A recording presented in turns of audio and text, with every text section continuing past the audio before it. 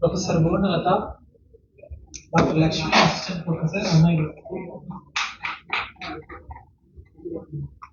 Professor Bhuvanalata.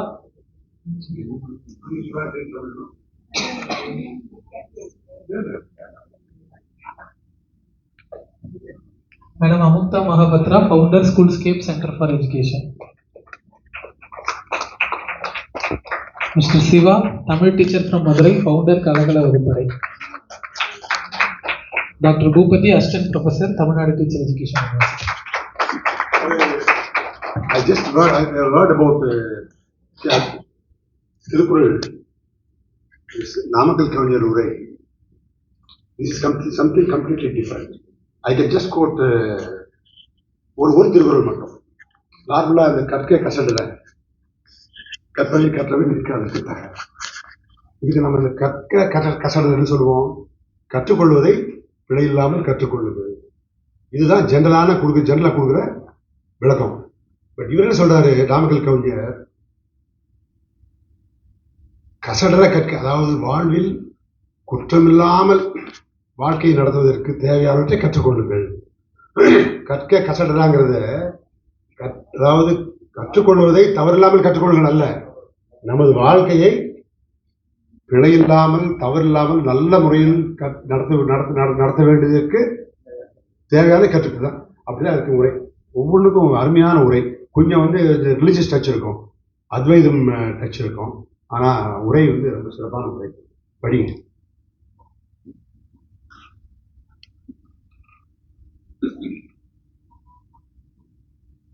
அடுத்ததாக தமிழ்நாடு அரசின் கல்லூரி கல்வி இயக்குநரக ஆணையர் திருமதி இ சுந்தரவல்லி IAS அவர்களை சிறப்புரை வழங்கிட அழைக்கிறோம்.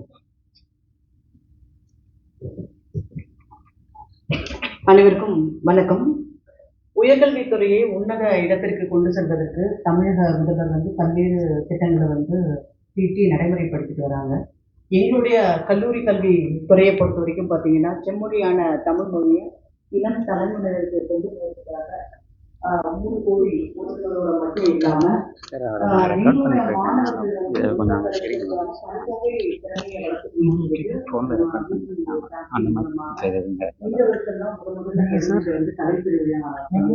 அதுக்கு பாத்தீங்கன்னா கிட்டத்தட்ட 5 கோடி ஒதுக்கிட்டாங்க.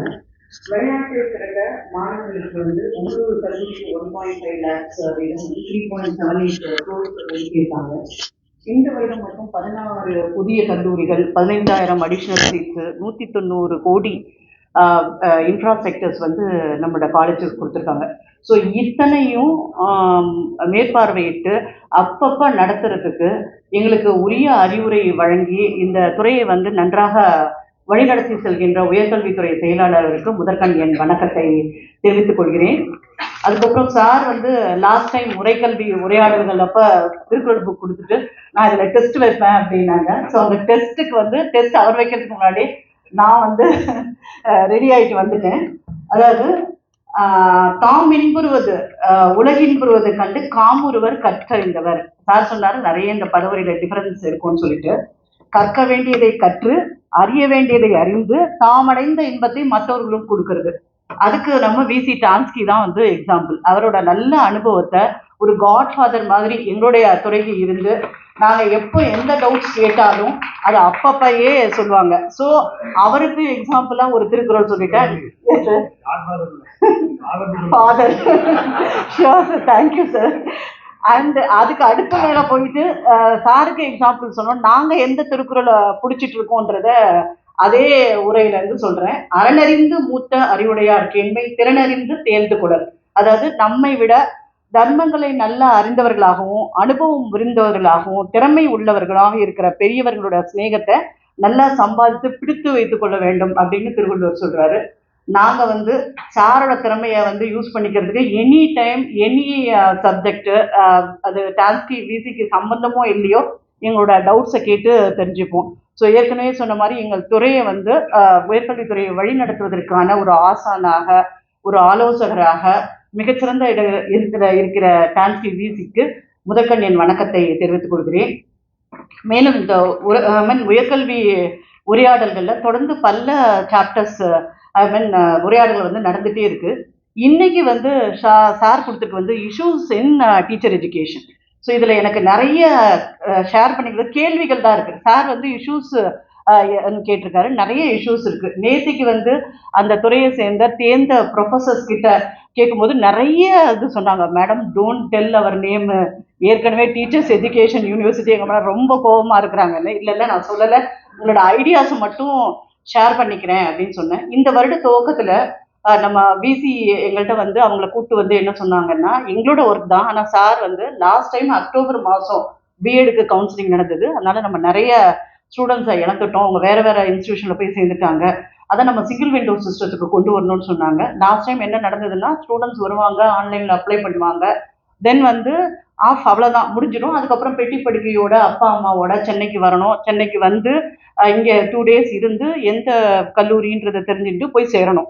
பட் இந்த வருஷம் சார் எங்களுக்கு ஆரம்பிச்சு வச்ச அந்த சின்ன ஒரு அட்வைஸ் வந்து பார்த்தீங்கன்னா, ஒரு 1500 ஸ்டூடெண்ட்ஸ்க்கு அப்ளிகேஷன் போட்டதோடு சரி, அவங்க வீட்டில இருந்தே அவங்களுடைய கல்லூரியை நாங்கள் இங்கேருந்து செலக்ட் பண்ணி ஆன்லைனில் அனுப்பிச்சிட்டோம், டவுன்லோட் பண்ணி அந்தந்த கல்லூரிக்கு போய் சேர்ந்துட்டாங்க. கடந்த வருடம் போன முறை அக்டோபர் மாதம் வந்து தான் நமக்கு கல்லூரியே ஆரம்பிக்குது. பட் இந்த முறை 28 ஆகஸ்ட்லேயே வந்து நம்மளுடைய கல்வி, அதாவது government and government aided B Ed college ஆரம்பிச்சிட்டோம். ஆனால் இதில் நாங்கள் ரொம்ப சந்தோஷப்பட்டுக்கல. ரீசன் என்ன அப்படின்னா, எங்களுடைய கவர்மெண்ட் அண்ட் கவர்மெண்ட் எய்டட்ல படிக்கக்கூடிய B Ed students only 1500. But teachers education கீழே இருக்கிற வெப்சைட்ல 731 இருக்கு, ஆனால் அவங்க சொல்லும்போது 631 தான் சொல்றாங்க. அந்த 631 கல்லூரிகள்லையும் எவ்ரி இயர் முந்தின வருஷம் வந்து 53,000 ஸ்டூடெண்ட்ஸ் வெளில போயிருக்காங்க. இப்போ 54,000 ஸ்டூடெண்ட்ஸ் வெளில போக இருக்கிறாங்க. ஸோ இந்த 54,000 ஸ்டூடெண்ட்ஸையும் சிங்கிள் விண்டோ சிஸ்டத்துக்கு கொண்டு வரக்கூடிய இது இல்லை. எங்க மிஸ் ஆகுது? இந்த கேள்விக்கான பதில் இந்த பேனலிஸ்ட் இந்த டிஸ்கஷன்ல வரும்னு நினைக்கிறேன். நம்பர் 1. நம்பர் 2, இவங்க வந்து நம்ம வந்து ஒவ்வொரு இதுவும் எடுக்கும்போது அட்மினிஸ்ட்ரேட்டிவ்லையும் ரிஃபார்ம்ஸ் பண்ண வேண்டியிருக்கு, அகடமிக்ஸ்லையும் வந்து ரிஃபார்ம் பண்ண வேண்டியிருக்கு. முதல்ல நமக்கு 15 வருடங்களுக்கு முன்னாடி நம்ம அந்த பிஎட் கல்லூரிகள் எல்லாம் ஏதோ ஒரு ஸ்டேட் யூனிவர்சிட்டி கீழே இருந்துச்சு. ஸோ அதனால அந்த யூனிவர்சிட்டியிலேருந்து ரொம்ப எக்ஸலன்ஸாக நம்ம நடத்தணுன்றதுக்காக ஒரு டீச்சர்ஸ் எஜுகேஷன் யூனிவர்சிட்டிக்கு கடந்த 15 வருடங்களாக வந்துச்சு. பட் இந்த 55,000 ஸ்டூடெண்ட்ஸ்க்கும் அந்த செல்ஃப் ஃபைனான்சிங் காலேஜஸ்ல இருக்காங்க. இவங்களுக்கு வந்து இப்போ டிசின்ற ஸ்டேட்டஸ்ல, அதாவது டைரக்டர் ஆஃப் காலேஜ் எஜுகேஷன்ல ஆர்ட்ஸ் அண்ட் சயின்ஸ் காலேஜை பொறுத்த வரைக்கும் பார்த்தீங்கன்னா, government aided self financing arts and science college வந்து டிசிஇ கீழே வரும். ஸோ ஏதாவது ஒரு செல்ஃப் ஃபைனான்சிங் காலேஜஸ் ஆரம்பிக்கணும் அப்படின்னா எங்களோட ஆர்ஜேடி இன்ஸ்பெக்ஷன் பார்த்து, மாவட்டத்தில் இருக்கிற டிஆர்ஓ இன்ஸ்பெக்ஷன் பார்த்து, டிசிக்கு வந்து கவர்மெண்ட்டுக்கு போயிட்டு ஜிஓவா வெளிவரக்கூடியது வழக்கம். அதனால அந்த ஸ்டாண்டர்ட் வந்து மெயின்டைன் ஆகும். பட் நம்ம செல்ஃப் ஃபைனான்சிங் காலேஜில் என்ன மிஸ் ஆகுது? ஏன் இந்த ப்ரொசீஜர் இல்லை? செல்ஃப் ஃபைனான்சிங் காலேஜ் பிஎடை பொறுத்த வரைக்கும் பார்த்தீங்கன்னா டிசிக்கு வருவதில்லை, ஆர்ஜேடி இன்ஸ்பெக்ஷன் பார்க்கறதில்லை, கவர்மெண்ட்டுக்கு வந்து ஜிஓ ஆகிறதில்லை, யூனிவர்சிட்டி மட்டுமே கொடுத்துடுறாங்க. இதனால அதனோட ஸ்டாண்டர்ட் குறைஞ்சிருக்கோ, இந்த ஏரியாவை வந்து நம்ம பார்க்க வேண்டி இருக்கு. ஸோ அப்படி செல்ஃப் ஃபைனான்சிங் காலேஜஸ் வந்து அரசாணை வராதால அது வந்து இர்ரெகுலர் மோடு. அது என்ன இர்ரெகுலர் மோடு அப்படின்னு எங்கள் ப்ரொஃபஸர்ஸ் கிட்ட கேட்டேன்.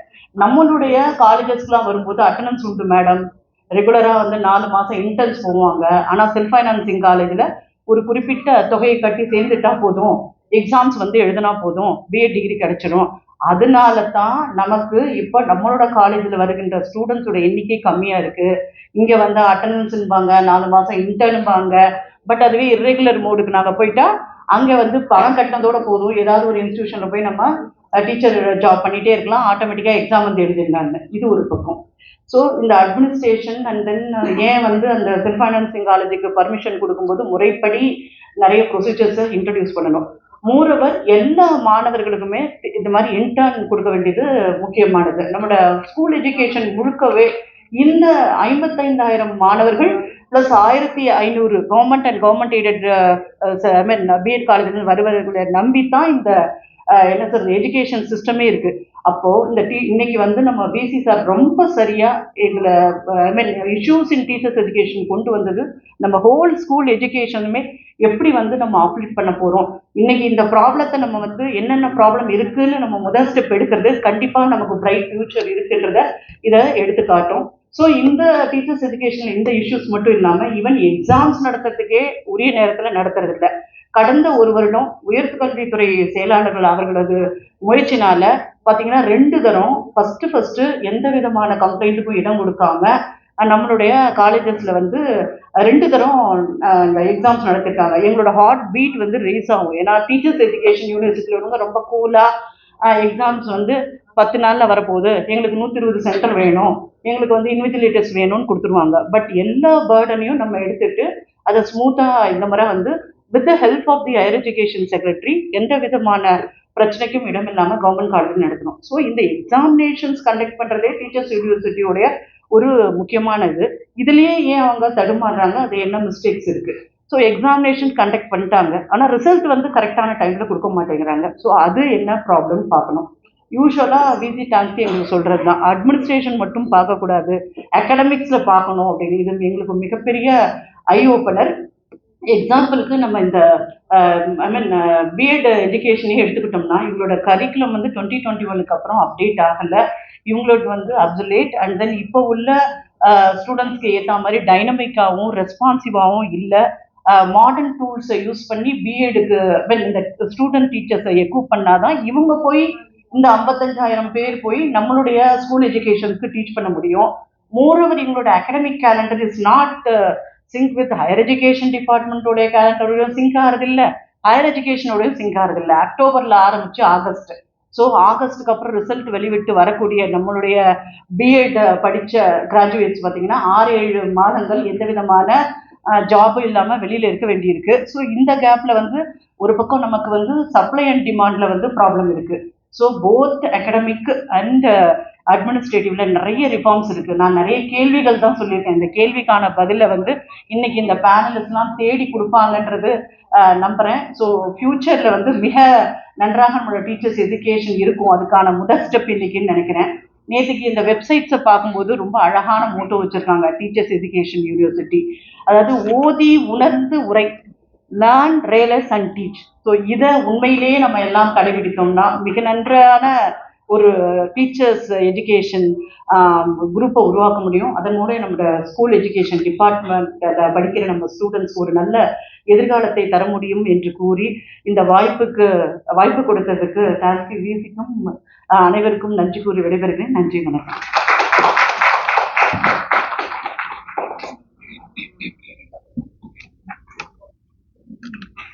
Thank you ma'am. உவப்ப தலைக்கூடி உள்ள பிரிதல் அனைத்தே புலவர் தொழில். புலமை உடையோர் ஒருவரை சந்தித்த போது மகிழும்படி பழகி பிரிந்த பின் மீண்டும் எப்போது கூடுவோம் என்று நினைக்கும்படி பிரிவதுதான் அவர்களின் தன்மையாகும்.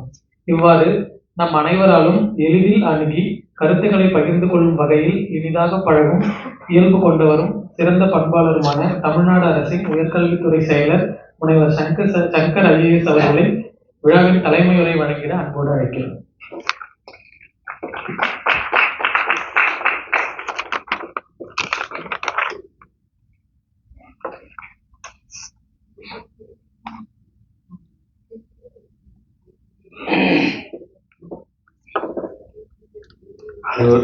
அனைவருக்கும் காலை வணக்கங்கள். கல்விதான் எல்லா சமூக பிரச்சனைகளுக்கும் அருமருந்து. Education the panacea for all the medallist என்ற உணர்ந்து நம்முடைய தமிழ்நாடு அரசு பள்ளி கல்விக்கும் உயர்கல்விக்கும் முக்கியத்துவம் கொடுத்து பல்வேறு திட்டங்களை செயல்படுத்தி வருகிறது. அதே போல தமிழ்நாடு உயர்கல்வி மன்றமும் உயர்கல்வியில் புதுமைகள் புகுத்த புது முன்னெடுப்புகளை எடுத்து வருகிறது. அந்த முயற்சியின் ஒரு பகுதியாக உயர்கல்வி உரையாடல் நிகழ்ச்சி மூலமாக உயர்கல்வி சார்ந்த பிரச்சனைகளை அலசி ஆராய்ந்து சாதக பாதகங்களை சீர்தூக்கி பார்த்து அந்த பிரச்சனைகளை எவ்வாறு கையாள்வது, அந்த பிரச்சனைகளுக்கு என்ன தீர்வு என்ற வகையில கலந்துரையாடல் நடத்தி வருகிறது நம்முடைய உயர்கல்வி மன்றம். அந்த வரிசையிலே இன்று நடைபெறுகின்ற ஆசிரியர் கல்வி உள்ள சிக்கல் என்ற தலைப்பின் கீழ் தொடங்க இருக்கும் இந்த கலந்துரையாடல் நிகழ்ச்சிக்கு கலந்து கொண்டு நிகழ்ச்சி தொடங்கி வைக்க வருகை தர இருந்த எங்களை எல்லாம் நல்லொழியும் நேர்வழியும் நடத்தி வருகின்ற பள்ளிக்கல்வி உயர்கல்வி இரண்டையும் இரு கண்களாக போற்றுகின்ற தமிழ்நாட்டில் செயல்படுத்தும் அநேக முன்னணி திட்டங்களுக்கு பிரதான உள்ள பண்பாளர் உயர்ந்து நீதித்துறையின் முதலமைச்சர் அவர்கள் வரவில்லை என்றாலும் வாழ்த்து தெரிவித்தால் அதற்கு தெரிவித்து வருகின்றோம். அதே போல வரவேற்பு நல்கிய எங்கள் துறைக்கு கிடைத்த மாமனிதர் பொக்கிஷம் 77 வயது இளைஞர் திருவாளர் MP விஜயகுமார் ஐயா அவர்களே, வாழ்த்துறை வழங்கிய திருமதி சுந்தரவழி IAS அவர்களே, கலந்துரையாடல் நிகழ்ச்சிக்கு வருகின்றுள்ள திருமதி அமுக்தா மகாபத்ரா அவர்களே, திருவாளர் சிவா அவர்களே, திருவாளர் பூபதி அவர்களே, டாக்டர் பவுனா லதா அவர்களே, திருமதி லதா அவர்களே, நிகழ்ச்சி நெறியாளர் டாக்டர் லக்ஷ்மி அவர்களே, திறனாளர்கள் உள்ள ஆண்டவர்களே, சான்றவர்களே, மாணவ மணிகளே, பேராசிரியர் பெருமக்களே, பத்திரிகை ஊடக நண்பர்கள் உங்கள் அனைவருக்கும் எனது காரணம் தெரிவித்துக் கொள்கின்றேன். கேடில் விழிச்செல்வம் கல்வி ஒருவருக்கு மாடல்ல மற்றவையவை என்பார் வள்ளுவ பிறந்தரை. மற்ற செல்வங்கள் எல்லாம் அழிந்தாலும், மற்ற செல்வங்கள் அல்ல அழிந்தாலும் ஒருவருக்கு அழியாத செல்வம் கல்வி என்பார் வள்ளுவ பிறந்தரை. அதே போல மனித வாழ்க்கை அறிவினால் மேன்மையுறச் செய்வது கல்வி என்பதை பாவேந்தர் பாரதிதாஸ் கூறும் பொழுது அருமையா சொல்வார். எல்லா நலமும் ஈந்தினும் கல்வி இல்லா வீட்டை இருண்ட வீடு என்க, படிப்பிலா நிறைந்த குடித்தனம் நரம்பின் துடிப்பிலா நிறைந்த சுடுகாடு என்க, அறிவே கல்வியாம் அறிவிலா குடும்பம் நெறிகாணாது நின்றபடி விழும் சொத்தெல்லாம் விற்றும் கற்ற கல்வியாம் வித்தால் விளைவன மேன்மை இன்பம் கல்வியில்லான் கண்ணில்லான் என்பார். அதாவது படிக்காத நிறைந்த குடும்பங்கள் உயிரோட்டமும் துடிப்பும் இல்லாத சுடுகாடு போடுறதாகும். கல்வியால் வருவது அறிவு. அத்தகைய அறிவை பெறாத குடும்பங்கள் வாழும் நெறி அறியாது தெரியாது அழிந்து போகின்றன. கல்வி இல்லாதவன் கண் இல்லாதவன் போன்றவன். எனவே தமக்குரிய செல்வம் அனைத்தும் இழந்தாவது கல்வி பெற வேண்டும். அந்த கல்வி மட்டுமே உயர்ந்த பெருமையை மகிழ்ச்சி தரும் என்பார் பாவேந்தர். இதற்கு மேல் நான் கல்வியை பற்றி உயர்வா சொல்ல தேவையில்லை. உலகில் ஒவ்வொருவரும் ஒரு தொழிலை செய்துதான் தன் வாழ்க்கையை நகர்த்த வேண்டும். நிச்சயமாக அனைவருக்கும் உணவு வழங்கும் உழவு தொழில் உன்னதமான தொழில், மாற்று கருத்தில்லை. உயிரை காக்கும் மருத்துவ பணியும் ஒரு புனித பணி, மாற்று கருத்தில்லை. அதே போல அனைவருக்கும் கல்வி வழங்கும் ஆசிரியர் பணி புனித பணி என்பதை மறந்துவிடக்கூடாது. புனிதம் என்ற வழக்கு இறைவன் சார்ந்த இடத்திற்கு அல்லது செயலுக்குத்தான் பயன்படுத்தப்படும். நான் அடிக்கடி இந்த வார்த்தை சொல்லுவேன். புனித யாத்திரை, புனித தலம், புனித செயல் என்று சொல்லிக்கொண்டே போகலாம். ஆசிரியர் பணி புனித பணிதான். ஏனென்றால் ஒரு சிற்பி ஒரு சாதாரண கல்லை எடுத்து தன் ஒளியால் உருவத்தை செதுக்கி சிலையாக கொடுக்கும் பொழுது அதை இறைவனாக மக்களால் ஏற்றுக்கொள்ளப்படுகிறது. அதே போல களிமண்ணாக வரும் மாணவனை தேவையான நீர் சேர்த்து அல்லது காய வைத்து பதப்படுத்தி தன் அன்பினாலும் அரவேற்பினாலும் கண்டிப்பாலும் முயற்சியாலும் நல்ல ஒழுக்கமுள்ள குடிமன மாற்றுவதால் ஆசிரியர் பணி புனித பணி என்று சொல்லப்படுகிறது. அப்படி மேன்மைக்குரிய இந்த ஆசிரியர் பெருமக்களை உருவாக்கும் பணியை செய்து வருவதுதான் நம்முடைய ஆசிரியர் கல்வி பணிகளுக்கு பங்கு என்பது இன்றியமையாது. ஆகவே ஆசிரியர் பயிற்சி என்பது ஒரு கட்டிடத்தின் அடித்தளம் போன்றதில்லை. ஒரு கட்டிடத்திற்கு நாட்டிற்கு அடித்தளம் சரியாக அமையவில்லை என்றால் எத்தனை அழகான கட்டிடம் கட்டினாலும் ஒரு பயன் தரப்போவதில்லை. எனவே நாட்டின் கல்வி கட்டமைப்பை வலுவானதாகவும் எல்லா இடர்களையும் தாக்குப்பிடித்து இருக்க வேண்டும் என்றால் அடிப்படை கட்டுமானமான நம்முடைய ஆசிரியர் கல்வி தரமானது இருக்க வேண்டும். எனவே இன்றைய தினத்தில் ஆசிரியர் பயிற்சி கல்லூரி என்னென்ன சிக்கல் நிலவுகிறது, அது காரணங்கள் என்ன, அதை எவ்வாறு நிவர்த்தி செய்ய வேண்டும் என்ற பல்வேறு தலைப்புகளில் ஆராய்ந்து அலசி முடிவு எடுக்க வருவதுள்ளோம்.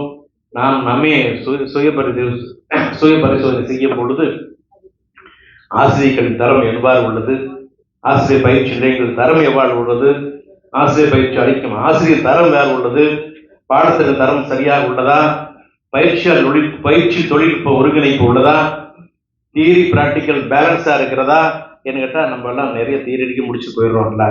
ஆய்வக நிலை என்ன, தரம் என்ன, வேலைக்கு சென்ற பிறகு ஆசிரியர்களுக்கு பணியிடை பயிற்சி வழங்கப்படுகிறதா, ஆமெனில் அந்த தரம் என்ன, ஆசிரியர் பயிற்சியிலே ஆராய்ச்சிகள் மேற்கொள்ளப்படுகிறதா, ஆம் என்றால் ஆராய்ச்சியின் தரம் என்ன, பெடகாஜியில் சொல்லக்கூடிய கற்பித்தல் முறையில் புதுமைகளை கையாளுகிறோமா, மாறு சூழலுக்கு ஏற்ப நமது பயிற்சிகளை மாற்றிக் கொண்டு வருகிறோம் என்று பல்வேறு வினாக்களை எழுப்பி விடைக்கு தேடினால் அது நமக்கு அதிர்ச்சி அளிப்பதாக இருக்கும் என்று நான் எண்ணுகின்றேன். எனவே அதையெல்லாம் எப்படி சரி செய்யலாம் என்ற என்ன நடவடிக்கை இருக்கா என்று இங்கே வந்துள்ள அரிய பெருமக்கள் ஆய்ந்து ஒரு அறிக்கை தர வேண்டும் அன்போடு கேட்டு வாய்ப்பு நன்றி கூறுவது. நன்றி, வணக்கம்.